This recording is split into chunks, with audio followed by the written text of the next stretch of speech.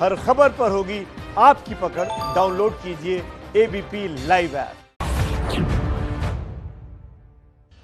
नमस्कार, मैं हूं अनुराग मुस्कान। प्राइम टाइम के सबसे तेज तर्रार शो में सबसे पहली और एक्सक्लूसिव खबर पश्चिम बंगाल से। क्या बंगाल में इस बार ममता बनर्जी बनाम सौरव गांगुली की सियासी तस्वीर बनने वाली है? हम ऐसा क्यों कह रहे हैं? क्योंकि ममता की पार्टी ने कहा कि गांगुली को राजनीति में आना नहीं चाहिए, तो बीजेपी कह रही है कि यह तो गांगुली का अपमान है। सवाल यह है कि क्या इस जुबानी जंग में बीजेपी बंगाल के आने वाले चुनाव में अपनी जीत की स्क्रिप्ट लिख रही है? भारत माता की जय श्री राम। पश्चिम बंगाल में बीजेपी को है मोदी के नाम का भरोसा।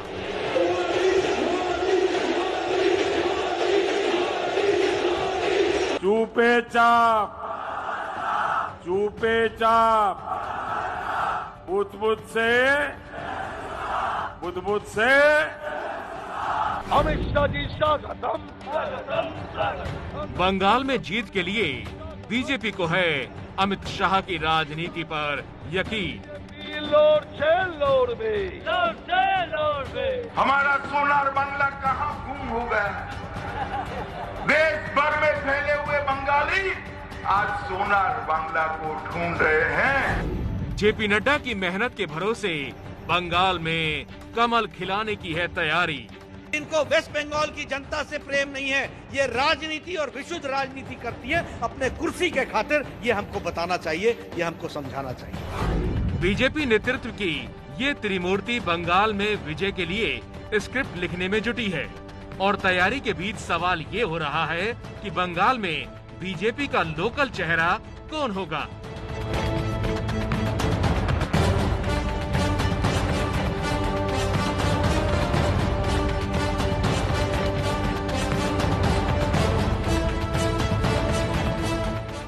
इन चेहरों के बीच पश्चिम बंगाल की राजनीति में कई दिनों से भारतीय क्रिकेट टीम के पूर्व कप्तान सौरव गांगुली का चेहरा भी घूमने लगा है।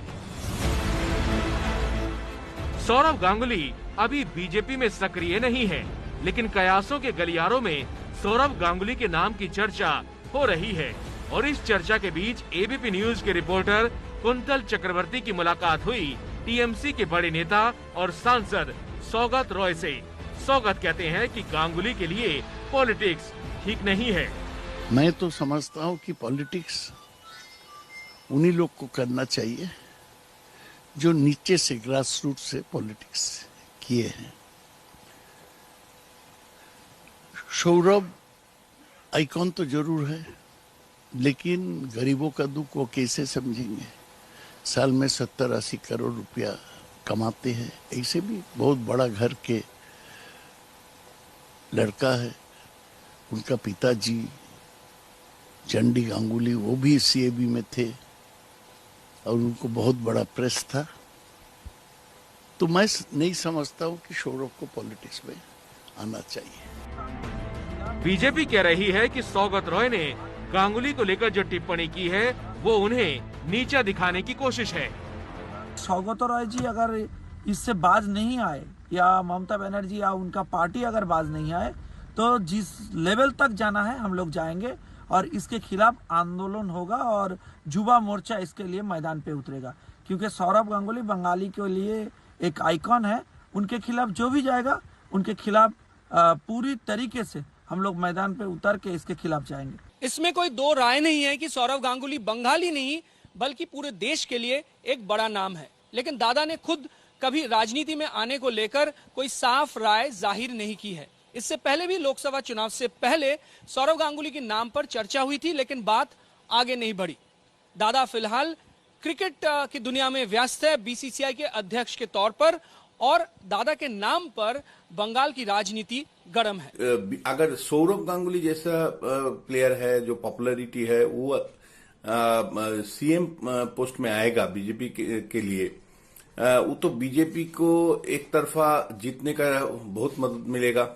दूसरा ये बात है जो वेस्ट बंगाल में उनको जो पॉपुलैरिटी है वो इससे बहुत सारी आदमी चाहता है जो सौरव गांगुली चीफ मिनिस्टर बने पश्चिम बंगाल में। दादा का भविष्य क्या होगा ये तो नहीं पता, लेकिन बीजेपी ने बंगाल जीतने के लिए पूरी तरह से कमर कस रखी है। केंद्रीय मंत्रिमंडल में भी फेरबदल करके बंगाल के नेताओं को तरजीह दिए जाने की खबर सामने आ चुकी है। जिस तरह से बंगाल का सियासी माहौल बना है, उसमें बीजेपी और ममता की सीधी टक्कर होती दिख रही है। ममता बनर्जी 35 लाख रोजगार का वादा कर रही हैं, तो बीजेपी पलायन का मुद्दा उठा रही है।